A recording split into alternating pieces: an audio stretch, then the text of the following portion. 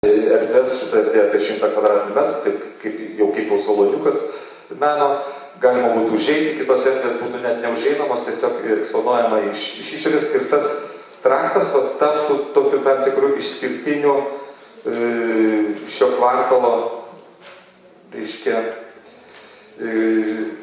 tokių bruožų. Jis prasideda čia ir baigėsi kultūrinio objektų. Mes galvojom, kad tai būtų miesto atminties muziejus, kuris būtų visas orientuotas į pilį, tai pilės egzistavimui padedantis, reiškia, kultūrinis objektas, kuris kurtų renginių viešą erdvę su pilim ir būtų absoliučiai orientuotas į ją. Tai tas reikalavimas suskaidyti kvartalą į etapus privertė ieškoti kažkokių tai naujų tos išraiškos bruožų. Ir man atrodo, kad radom visai tokį gražų ir, manau, praktiškai galinti funkcionuoti ir suteikti spalvų tam kvartalui iškia būdą. Kvartalo siluetas. Kadangi kvartalas yra kaip ir jungtis tarp miesto ir gamtos, mes galvojame, kad jisai iš vienos pusės turėtų būti neryškiai pulsuojantis, kad pritaptų prie gamtos, bet turėtų būti vis dėlto turintis tam tikrą aktyvesnį siluetą, nelabai smarkiai aktyvų, kad nebūtų užbrėžtas lyg tai pjedestalas senamiesčio bokštams. Reiškia, pirmas planas turėtų virpėjimą tam tikrį, lygiai taip pat kaip gamta turi. Mes taip pat darome nedidelės kalvas padėti tam virpėjimui ir kartu pridengti šito kvartalo, reiškia, tam stambumui nuo upės pusės. Patys statiniai, aukščiausia kraigo vieta yra 17 metrų nuo, reiškia, nulio. Tai būtų 44 altitudė. Pakrantės sprendiniai. Pakrantė lieka laukinė. Mes manome, kad yra labai daug urbanizuotų Kaune pakrančių ir manome, kad čia unikali galimybė, organizuojant šitą, priminsiu, linijinį Panerio parką, kuris prasidėtų nuo Santakos ir baigtųsi Kleboniškio miškų, jį palikti maksimaliai natūralų. Reiškia, visi takai būtų be didesnės invazijos. Pati kranto konfiguracija, reiškia, vienintelė tokia invazija būtų kažkokios kalvos, kurių jos leistų vasaros metu, reiškia, išnaudoti kaip soliukus. Soliukai būtų maksimaliai priartinti prie to gamtinės, reiškia, išraiškos bruožų. Funkcinis zonavimas. Pirmi aukštai visi atiduodami komercijai. Reiškia, kadangi mūsų idėja laisvo vaikščiojimo po kvartalą, reiškia, bet kur užėjęs turi rasti kavinaites, mažas parduotuvės, nesiūlome, kad netapti konkurentų senamiesčio, tapti sąjungininkų senamiesčio, nesiūlome organizuoti mes kažkokių tai stambių komercinių darinių.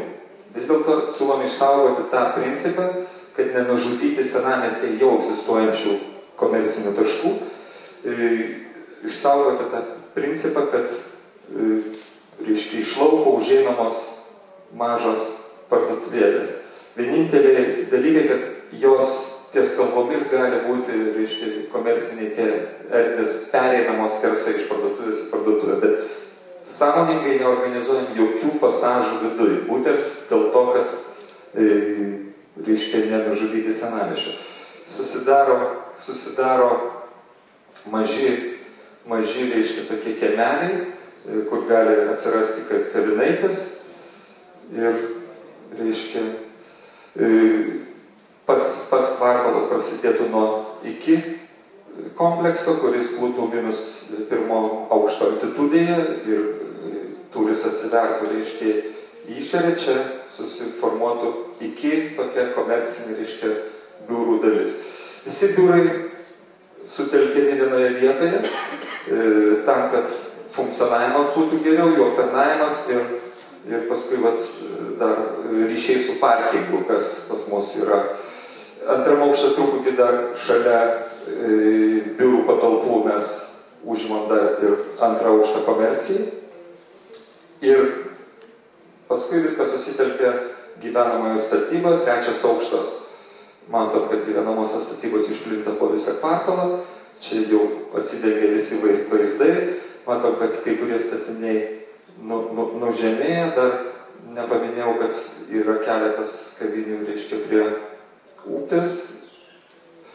Ir ketvirtam aukšte jau matome, kad vėl nužemėja pastatai, kad atsidengtų vaizdai, reiškia, gyventojams ir tas komercinis biurų blokas lieka.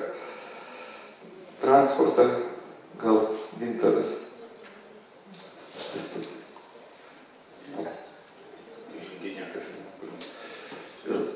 Transporto sprendiniai. Mes pasirinkom transporto mazgo sprendimą, mūsų supratimu paprastą, aišku ir elementarų, tai būtų reguliuojamas sankryžos šviesoforais iki centro. Ir tas sprendimas susivestų į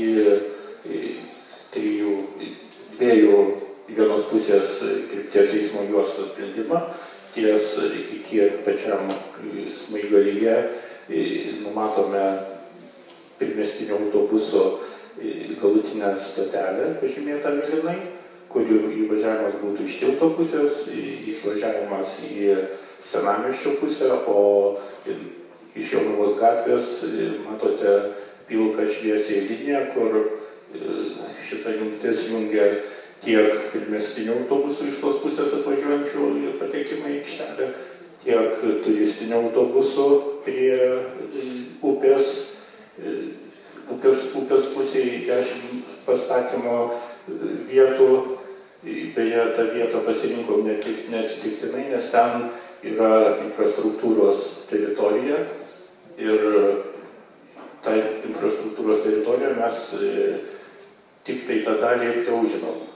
Buvo akcentuojama, kad turėtų kiekviena komanda pasakyti savo nuomonę apie šitą numatomą infrastruktūros teritoriją, tai mūsų nuomonė tik tai ta dalis ir liktų infrastruktūros teritorija, kita būtų parko zona. Ir iš tos pačios vietos mes turime patekimą į žemiau dabartinio esančio kelio įvažiavimą iki aptarnavimo ir iškrovimo zoną, kurios faktiškai matytųsi tik tai vartai iš upės pusės. Ir taip pat turime vieną iš dviejų pagrindinių įvažiavimų į požeminį parkingą. Požeminis parkingas yra 2 aukštų, kur praktiškai susiskirsto visas sklypas į 5 tokias teritorijas, kurios galėtų būti vykdomos atskirai, etapiškai, kartu, čia kaip nuspręstų investuotojas. Taigi pirmoji, reiškia, įvažiavimas iš upės pusės, papuolame į pirmą lygį, tai yra -1 lygis, leidžiamės, jeigu mums reikia iš karto ten žemyn į antrą lygį, taip pat iš Jonavos gatvės tą patį, reiškia, galim padaryti ir apatiniam aukšte -2 lygyje turime ištisinį parkingą, kuris taip pat suskirstytas į zonas, nes kad galėtų vykti statyba atskiromis tokiom juostomis ir papuolę į požeminį parkingą mes turime judėjimo ratu. Tiek iš vienos pusės, tiek iš kitos pusės įvažiavę mes važiuojame vieną krypties juostą dviejų juostų kryptim ir galime apsukti visą ratą, važiuodami kiekvieną, reiškia, atskirą dalį ir parkuodami.